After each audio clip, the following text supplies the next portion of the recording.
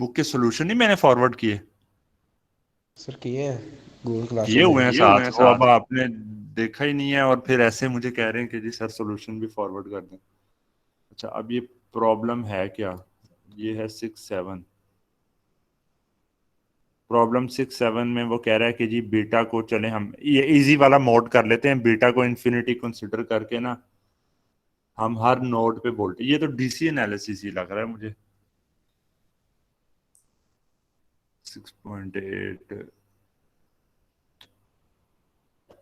पर चलें कर लेते हैं। अब मुझे है कि कोई रेलेवेंट सी प्रॉब्लम हो ना, ये इररेलेवेंट सी लग रही है।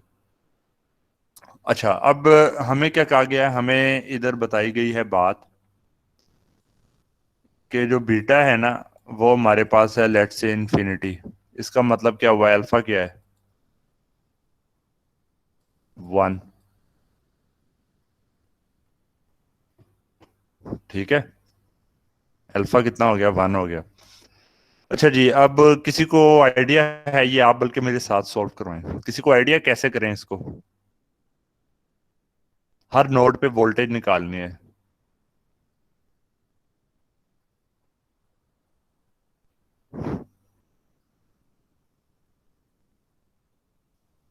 कोई स्टूडेंट?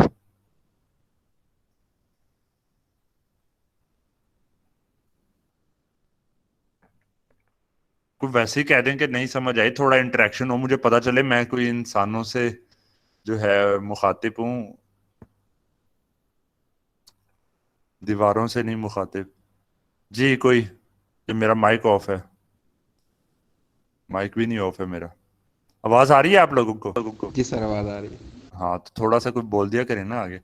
अच्छा जी, इसमें बताएं आप कैसे कैसे सॉल्व करें, कोई अंदाजा तो हो ना, ये सबसे मुश्किल काम होता है ऐसे प्रॉब्लम्स के अंदर कि जी स्टार्ट कहाँ से करें। सर अभी सोच रहे हैं सर। इतना टाइम नहीं होना पेपर में।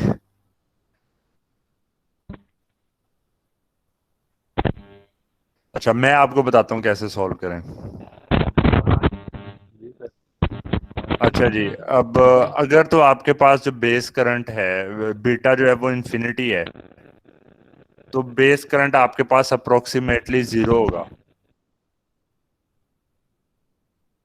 ऐसे ही है यार, ये प्रॉब्लम मैं ये इन्फिनिटी वाला केस नहीं ले रहा, इसमें आप लोग गलत साइड पे निकलेंगे, 100 ही रखते हैं और अल्फा अप्रोक्सीमेटली इक्वल टू 1 है। अच्छा जी, इसको सॉल्व करना है तो नहीं, आप लोग बता सकते हैं, ये इसमें ये पहला स्टेप इंपॉर्टेंट है, ये आपको समझ आनी चाहिए। कैसे सॉल्व करें? Q1 मुझे बताएं कौन सा ट्रांजिस्टर है, एनपीएन है कि पीएनपी है? पीएनपी। पीएनपी है। पीएनपी। अच्छा, तो क्या हम वो केवीएल वाली लूप नहीं लगा सकते कोई? ये एमिटर है ना टर्मिनल, ये बेस है, तो इधर से इस तरफ को हम केवीएल ना लगा लें, लिखवाए कोई केवीएल, क्या होगा? या ऐसे करते हैं, मैं कह देता हूँ ये 5 - 0,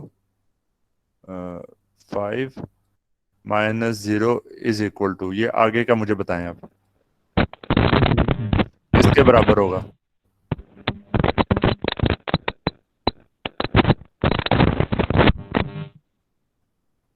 बोलें बोलें, आवाज नहीं आ रही मुझे।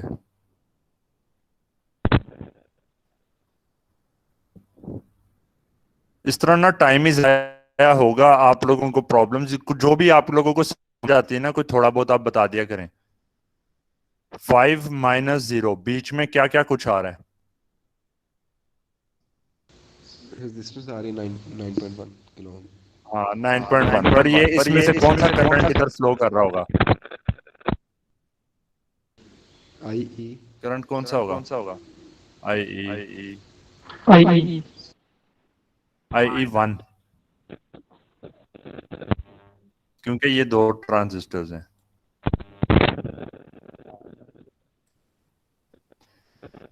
अच्छा, आई। प्लस और किसके बराबर होगा?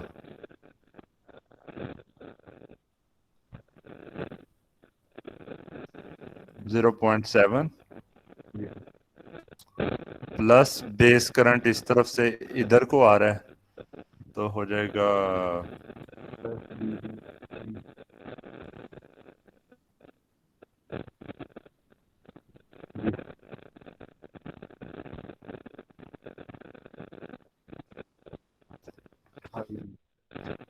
ठीक है। ये आवाज कोई ना स्टैटिक आ रही है, किसी ने माइक ऑन किया हुआ है जिसकी ना स्टैटिक आ रही है। 5608 आपका ना ये मसला है, माइक ऑफ कर दें आप। 5608 माइक ऑफ कर दें, हाँ ठीक है। अच्छा, ये I over beta plus one आ गया, तो इससे सारा सॉल्व करके ना 4.3 इज, फिर ऑन कर दिया माइक आपने, क्या 5608 माइक ऑफ ही रखें आप, ठीक है। 4.3 ये बन जाएगा जनाब, 4.3 इज इक्वल टू 9.1, इधर से IE1 ये करंट आपके पास आ जाएगा, ठीक है। जब IE1 आपके पास आ गया है ना, तो यहाँ पे 5 वोल्ट थे, IE1 टाइम्स 9.1 सब्ट्रैक्ट करें तो ये वोल्टेज आ जाएगी। फिर जब IE आपके पास आ गया था, तो ये बेस करंट आप जो है ना IE divided by beta plus one से बेस करंट निकाल सकते हैं। जब बेस करंट आपको पता है ये, क्योंकि PNP है इसके अंदर ना इस डायरेक्शन में। अब मैं ना एग्जैक्ट वैल्यूज के साथ सॉल्व करने की बजाय मेथड आपको बता रहा हूँ, क्योंकि आप लोगों की तरफ से कोऑपरेशन नहीं आ रहा, तो मैं डेप्थ में पूरा वो सॉल्व करूंगा, बहुत टाइम लग जाना है। तो यहाँ से बेस करंट हमारे पास IB1 आ गया, वो इसमें से फ्लो करेगा, तो वोल्टेज आप जो है ना ओहम्स लॉ लगा के V1 निकाल लेंगे। अब ये मीटर करंट हमें इधर से पता है, ठीक है। तो एमीटर करंट हमें पता है, तो कलेक्टर करंट क्या होगा। अच्छा, ये एक चीज, ये असाइनमेंट्स के लिए भी बड़ा केयरफुल, कलेक्टर करंट मुझे बताएं, ये है, ये है। अच्छा, कलेक्टर करंट यही होगा IC1, कोई स्टूडेंट बताए कितने नो स्टूडेंट कहते सर, हैं कि जो ये कलेक्टर बेस करंट पे होगा, जो बेस में जा रहा है वो।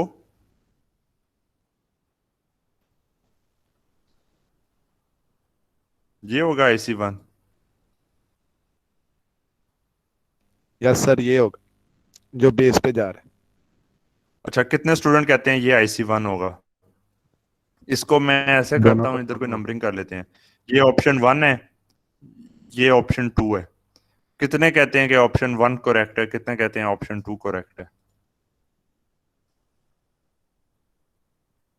Sir approximately option one correct होगा।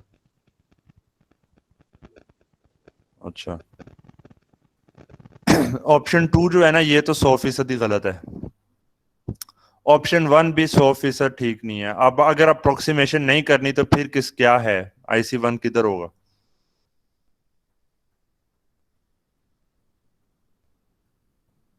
अब जब मैं असाइनमेंट दूंगा, असाइनमेंट में तो अप्रोक्सीमेशन नहीं करनी है आपने, पेपर में कर सकते हैं, ठीक है। तो असाइनमेंट में जब अप्रोक्सीमेशन नहीं करनी है, तो IC1 आपके पास किधर होना चाहिए।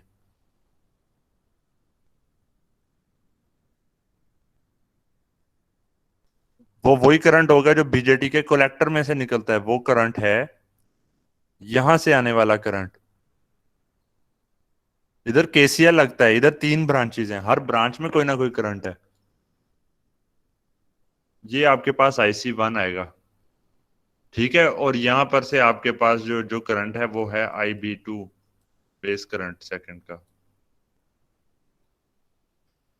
और यहां पर से जो करंट होगा वो इन सारों के जो है ना सम और उन चीजों के बराबर इस तरह करके आना है। अच्छा, अब अगर तो आपने बिल्कुल एक्यूरेट निकालना है, तो आप यहां पर ये वोल्टेज नहीं निकाल सकते जब तक ये बेस करंट नहीं पता। ये मैं बात कर रहा हूँ असाइनमेंट के हिसाब से, ठीक है। और इस तरह के मल्टी स्टेज आ जाने हैं, तो वहां पे आपने देखना होगा। तो अब आपको जो है फिर ये वाला जो करंट है, इसको मैं कह देता हूं आई डैश। आई डैश किसके बराबर है।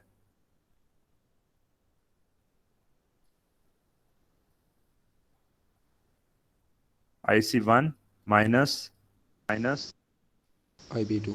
IB2। पर ये IB2 अब आपको चाहिए, अब ये IB2 कैसे निकालेंगे।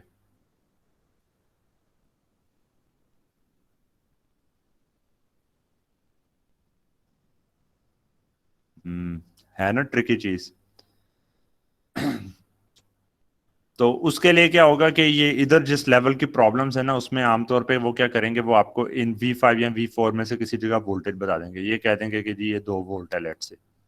जब आपको यहाँ पे 2 वोल्ट बता देते हैं तो आपको यहाँ से करंट आप निकाल लेते हैं IC1। जब IC1 निकल IC2 जब IC2 निकल आया तो IB2 इज इक्वल टू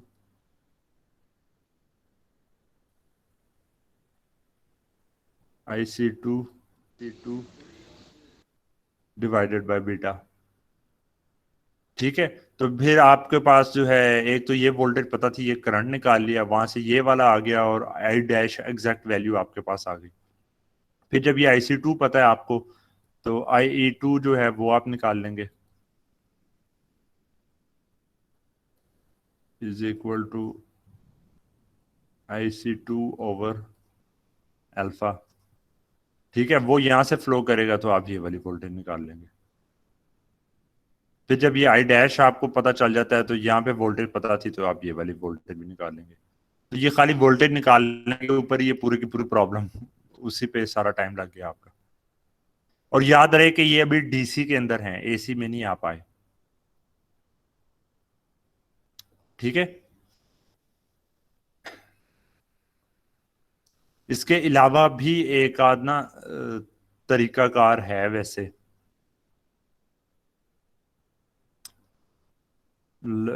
लेकिन वो थोड़ा कॉम्प्लेक्स होगा, जिसमें ये वोल्टेज ना पता हो तो भी आप सॉल्व कर सकते हैं।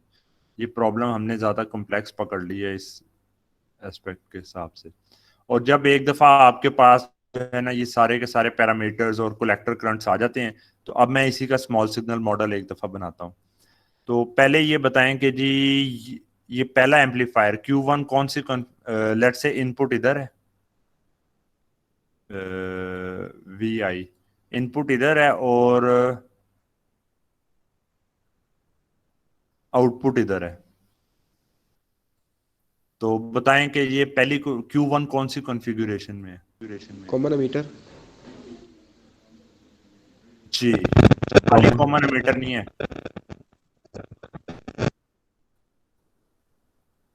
Common ammeter with RE।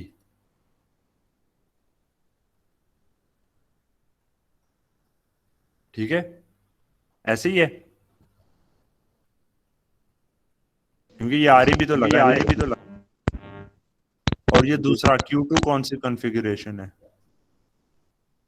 Common collector.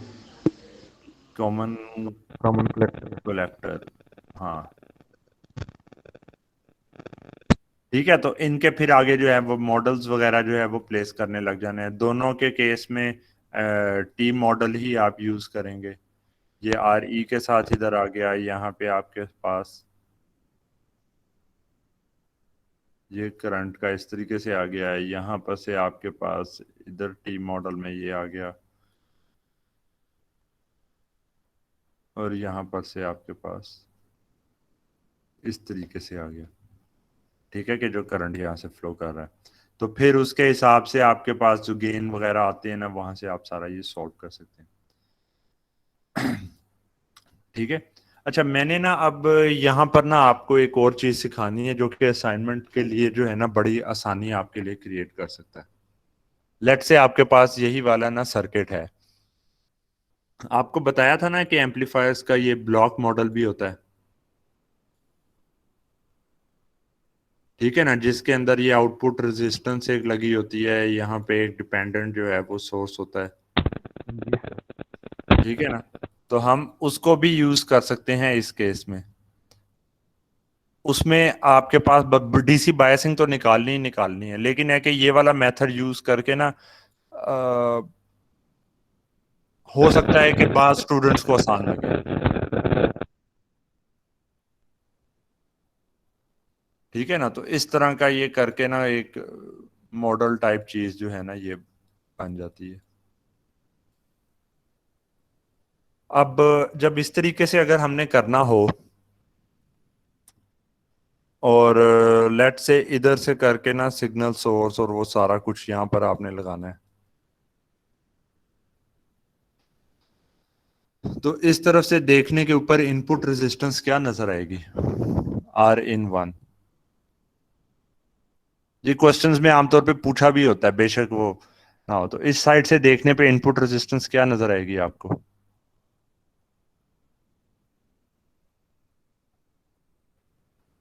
T model लगाया हुआ था।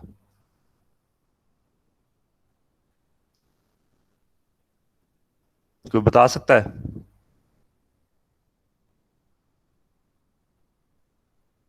या सारे लीव कर गए हैं? तो पहले क्यू जी जी। Q2 की पहले इनपुट रेजिस्टेंस आनी पड़ेगी, हाँ, ये सबसे फिर वो ठीक, ये पैरेलल होगी 100% ठीक आपने जो है ना ये चीज की है। पहले क्या करना है आपने, इसकी निकालनी है, लेकिन टेक्निकली इनपुट रेजिस्टेंस हम इसी को कह रहे होंगे R in 1, क्योंकि वो इनपुट साइड से जो भी नजर आता है। ये हमारे पास आ जाएगी 1 प्लस, इसको भी बल्कि आसान जो तरीका है वो यही है, 1 + GM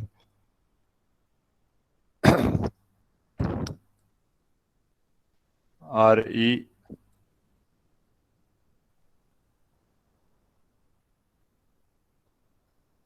टाइम्स R पाई, आप इसको लिख सकते हैं। जो नॉर्मली नजर आनी थी उसको कितने से मल्टीप्लाई करना है, और या एग्जैक्ट चलें करना है प्रिसाइसली, वो भी लिख सकते हैं आप। इसको कर लें आप β+1 RE प्लस 9.1K। ठीक है। और जो एक्चुअल R इनपुट है उसके अंदर ये सारी चीज के साथ आ जाएगा आपके पास ये 100 के पैरेलल में।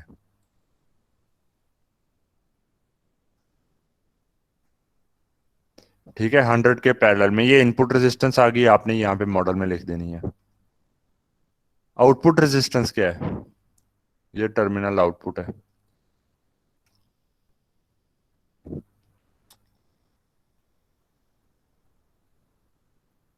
आउटपुट रेजिस्टेंस कोई बता सकता है?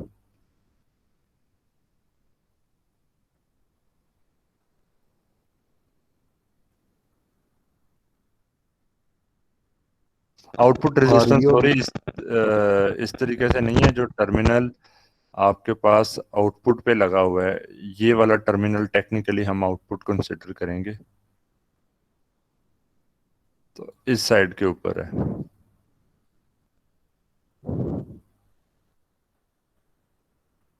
उसमें ये वाली चीज ग्राउंड हमारे पास आ रही होगी। तो आउटपुट जो रेजिस्टेंस है वो ये 9.1 के है। RC होता है, ये आपको पहले भी पता है।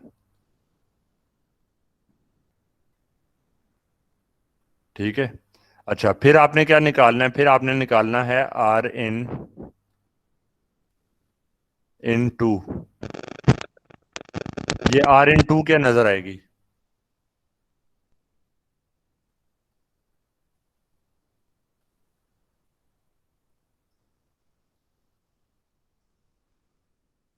R in 2 आपके पास आ जाएगी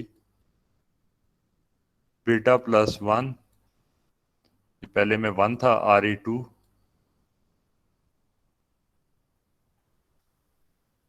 प्लस 4.3K। ठीक है। और फिर जब इस साइड से आपने जो है देखना है आउटपुट की साइड से कि आउटपुट रेजिस्टेंस क्या आती है, RO2 आपके पास आ जाएगा = 5.1K। फिर चीज हमारे पास आ जाती है कि जनाब पहली स्टेज का जो है AVO क्या आएगा लोड के बगैर, और ये इस पॉइंट से इधर तक का। तो जो पहली स्टेज के ऊपर हमारे पास जो आएगा AVO, उसकी वैल्यू आ जाएगी जनाब -GMRC ओवर 1 + GMRE। ठीक है। तो ये आपको पहले ही पता है, GM आपने वो स्मॉल सिग्नल में निकाल लिया था, ये भी आपको पता है चीजें।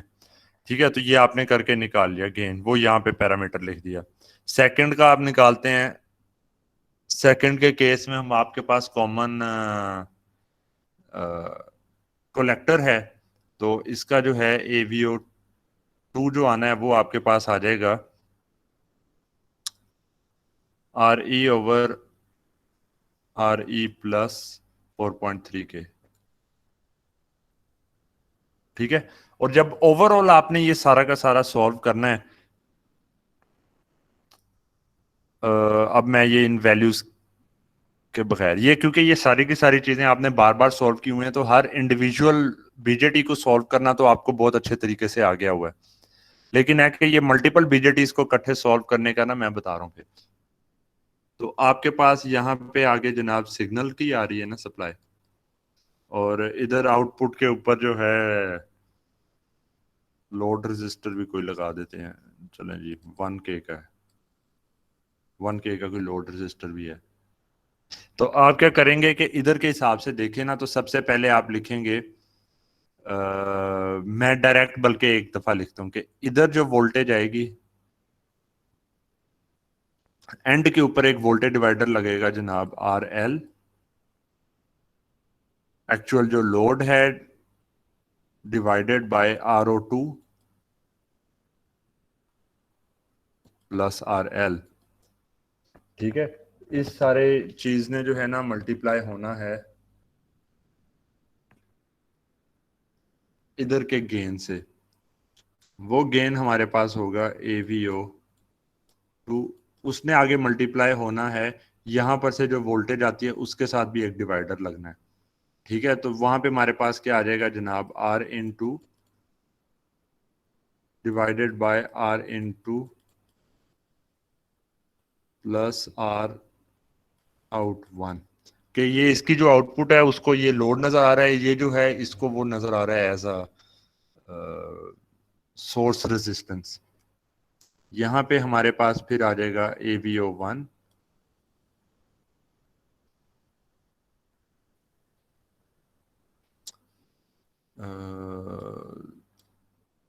चीजें सारी थोड़ी साफ साफ नजर आए, AVO1 हो गया। अब AVO1 के साथ था, और AVO1 के ऊपर जो है ना वो इस वोल्टेज पे डिपेंड कर रहा था, यहाँ पे जो एक डिवाइडर लगना था, वो डिवाइडर हमारे पास किस चीज का था, वो हमारे पास था R/1 divided by R/1 plus R signal. ठीक है, और इस सारे को हम मल्टीप्लाई कर देते हैं V सिग्नल से, तो ये आपके पास आउटपुट है। तो आपने क्या किया कि एक्चुअली जो है ना हर एक जो ब्लॉक था उसको अलहदा अलहदा से सॉल्व कर लिया, इनपुट रेजिस्टेंस आउटपुट, ये वैसे इतना लंबा चौड़ा ये एक नंबर होगा आपके पास। ठीक है, या 5/5 प्लस 5 आ गया, आपको पता ये आधा हो गया, गेन ये 5 आ गया, आपने वो कर दिया, और ये AVO1 और AVO2 आपने सेपरेट निकाल लिया, तो ये सारा कुछ आपस में मल्टीप्लाई करेंगे तो आउटपुट वोल्टेज आ जाएगी। तो बाज केसेस के अंदर जो है ना ये वाला तरीका ज्यादा वो सूटेबल नजर आता है दूसरे की निस्बत। कुछ समझ आइए?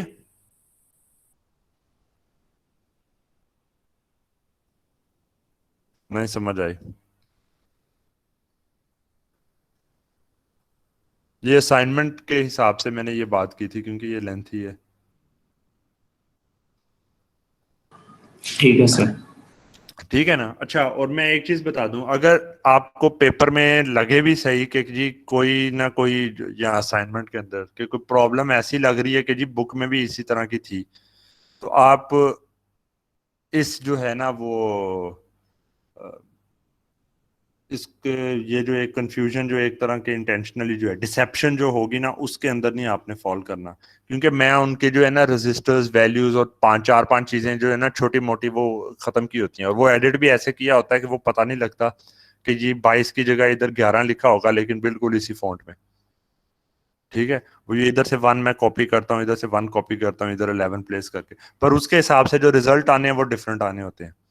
तो वो क्या होता है कि ये हमेशा होता रहा कि वो स्टूडेंट्स देखते हैं कि अच्छा ये तो बुक में से ही सर ने दिया होना, ये पीछे बैकग्राउंड बुक का नजर आ रहा है, वो बुक पे आए, बुक पे देखा कि अच्छा मिल तो नहीं रहा लेकिन यही वाला लगता है, उसके हिसाब से सॉल्व कर दिया। वो क्वेश्चन कुछ और था, मैंने सब कुछ चेंज करके कोई और चीज पूछी थी, उसकी बेस के ऊपर सारे नंबर कटवा लिए। ठीक है, चलें ये रिकॉर्डेड भी हो गया पूरा, तो